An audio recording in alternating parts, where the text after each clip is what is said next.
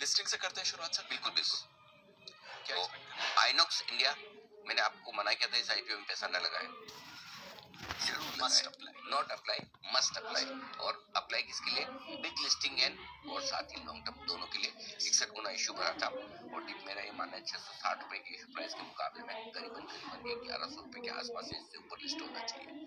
Listing पे कमाल हो सकता है, धमाल हो सकता है, मतलब 1100 तो आराम से हो जाना चाहिए लिस्टिंग, इसमें तो कोई दिक्कत वाली बात नहीं है। यानी कि 450 रुपए ऊपर के हो सकता है, इसके बाद भी और बड़े डिमांड रहे इसमें, इसलिए मस्ट अप्लाई वाला है। तो अब यहाँ पर आज स्ट्रेटेजी थोड़ी सी अलग है।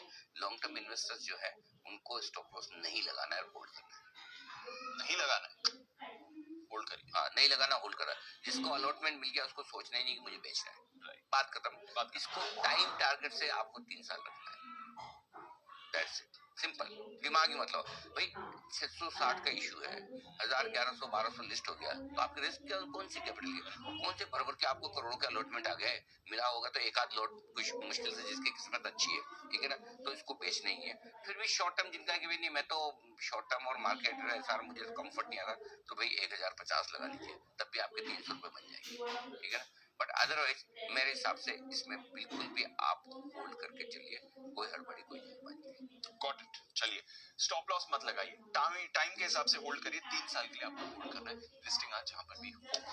आइए, 2 आईपीओस पर एक्चुअली आपसे सलाह लेने। आजाद इंजीनियरिंग जो कल खुल गया था, पहले इस पर अपनी राय दें सर। आजाद इंजीनियरिंग, इसका प्राइस बैंड 499 524 रुपए का इश्यू। पहले मैं क्या अच्छी बात है इसके बारे में बता दूं आपको। प्रमोटर्स बहुत ही मजबूत है, इस बिजनेस में एंट्री बैरियर्स है, क्योंकि जिस तरह के प्रोडक्ट्स ये फोर्जिंग करके जो बनाते हैं ओईएम्स के लिए, वो हर कोई आसानी से नहीं बना सकता और जल्दी से नहीं बना सकता, क्वालिफाई करना मुश्किल है। तो इसलिए इनको है ना, हमेशा वो प्राइसिंग पावर भी रहेगा, इनके प्रोडक्ट्स की डिमांड रहेगी, ये हमेशा एक अपर एंड पर रहेंगे, ठीक है।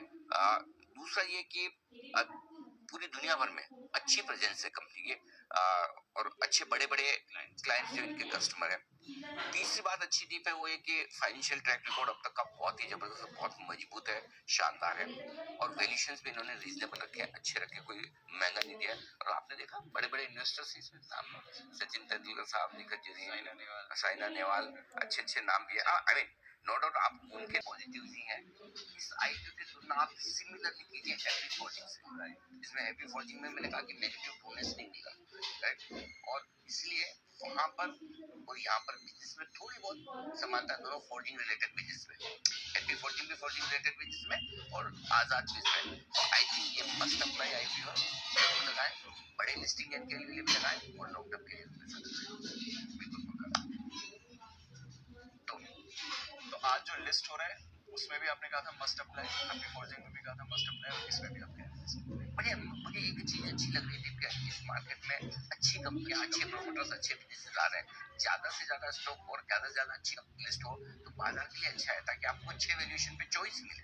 नहीं तो क्या, थोड़ी अच्छी कंपनियां हो और पैसे ज्यादा हो तो भागो उन्हीं के पीछे, जो भाव में मिला ले लो। तो अच्छा है, ये बढ़िया हो रहा है डाइवर्सिफाई, ठीक है। इनोवा कैपिटल सर, इसके बारे में बताइए। आज खुल रहा है इनोवा कैपिटल में 426 448 का प्राइस बैंड है।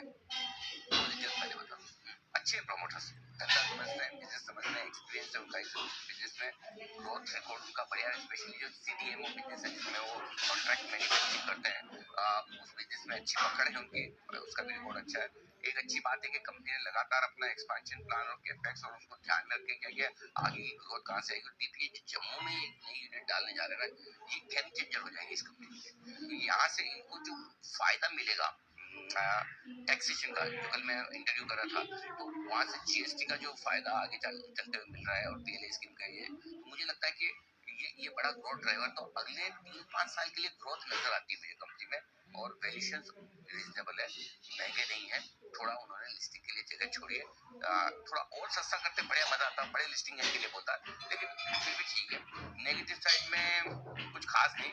हाँ, एक चीज जरूर है कि इस बिजनेस में कंपटीशन काउंटर तो उनका फायदा हो गई है, और दूसरा है कि मार्जिन जो है इनके दूसरे अपने कॉम्पिटिटर्स के मुकाबले में कम है, और उसका रीजन ये कि खुद की ब्रांड में कम बेचते हैं, कॉन्ट्रैक्ट मैन्युफैक्चरिंग में ज्यादा बेचते हैं, जो वर्क ज्यादा करते हैं तो नेचुरली मार्जिन कम रहेंगे।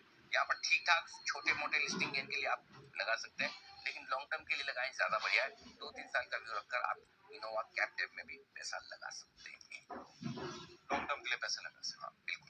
शॉर्ट टर्म में भी हल्की फुल्की लिस्टिंग हो जाए, ऐसा रिस्क आपकी कैपिटल की रिस्क नहीं कि नीचे लिस्ट हो जाएगा, वैसा कोई इशू नहीं है। पैसे बनेंगे छोटे मोटे आपके बन जाएंगे लिस्टिंग पे भी, और लॉन्ग टर्म के ध्यान से भी रखिए, ज्यादा बन जाए तो आपकी किस्मत। ठीक है, ये है आपके लिए दोनों आईपीओ पर जी की राय। आइए लेते हैं ओपनिंग स्ट्रैटेजी भी रेट्स